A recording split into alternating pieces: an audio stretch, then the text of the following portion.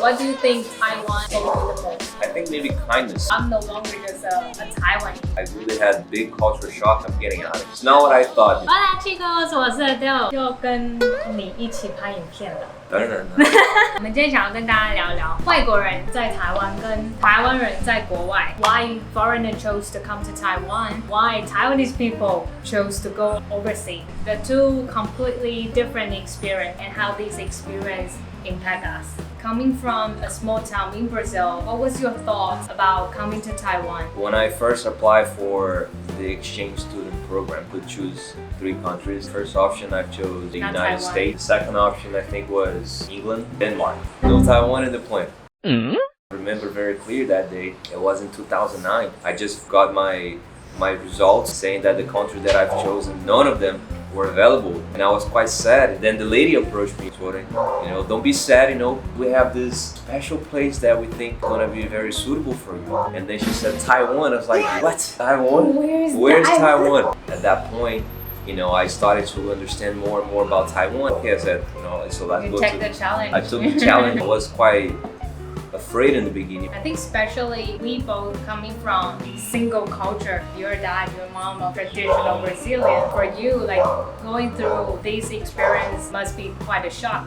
I remember when I arrived in Taiwan, I really had a big culture shock of getting out of it. It's not what I thought, it's not the place I want to be. I wasn't adapting too well to the food. I was super hungry, but then when I see the food, it's like my host family tried to communicate with me. I wasn't able to understand. It was quite hard. What was the impression or stereotype that Brazilian people usually have? They eat insects, they eat dogs. Yeah, some people say that. I was 18 when I went to Australia. My first culture shock was, wow, I look so different from others. People here in Australia looks like movies. So I was so shocked, and then I was so kind of embarrassed being so different. Felt like you don't belong there. No. I was also different, but in a good way. 2009, 2010, there were not as many foreigners as now. Yeah.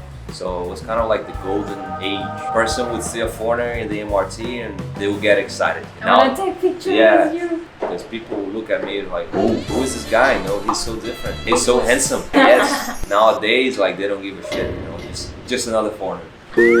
影片看到这边，记得帮我按赞加订阅，才会看到更多关于巴西、拉丁美洲还有语言学习影片内容哦。So your friends and family that you grew up with, stay in Brazil, you kind of are the only person that grew up in another foreign country. How would you see yourself having all this experience in Taiwan? I took a different path than my family and friends, especially my family. My family is very conservative, and so they lived in a bubble. They don't travel as much. I was the first one to pop that bubble. I feel very fortunate, and now I feel like with responsibility too, because after living so long, coming back here, that I feel like I also need to use this to give it back to my family, my friends, and to the society as a whole. I think to show there's another possibility out there. It's not just what they think they are.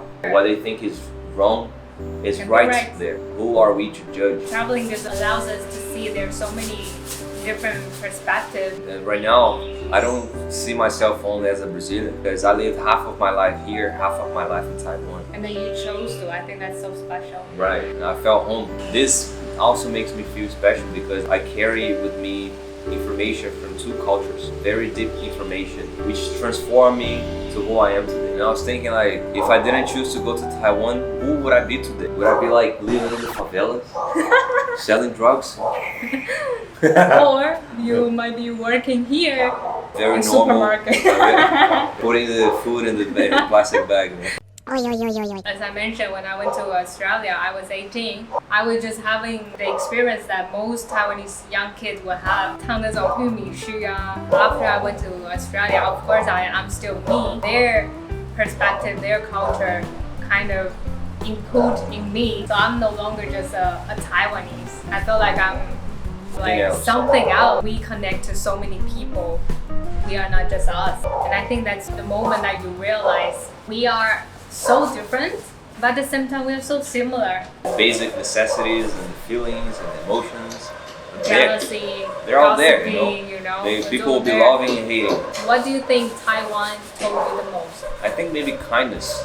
Kindness was one of the big lessons that I've learned. because I've met so many kind people, a lot of people that truly try to help me when I need it. I was also raised in a way that, I don't know, it's like it's more selfish, you know, take care of yourself, make sure you're good. Then I learned how to also think about other people. For me, I think another way of living, you follow the routine and you didn't know there was another possibility of living a certain way. But once you experience and then I would realize, oh, I can choose the way I want to live. And I think that's the biggest lesson that Australia or Spain told me. We have the ability to create the life that we want. We are able to create the life we want.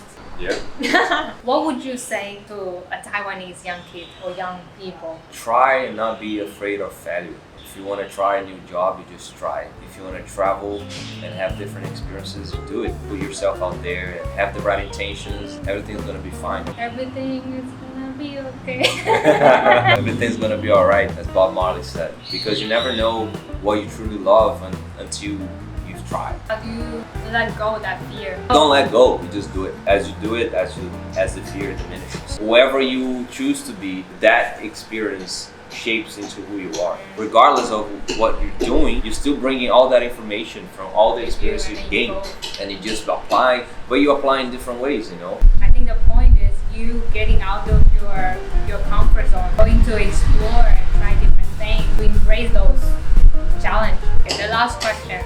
In the future, 你要怎么延续这个缘分？巴西跟台湾这么远的缘分。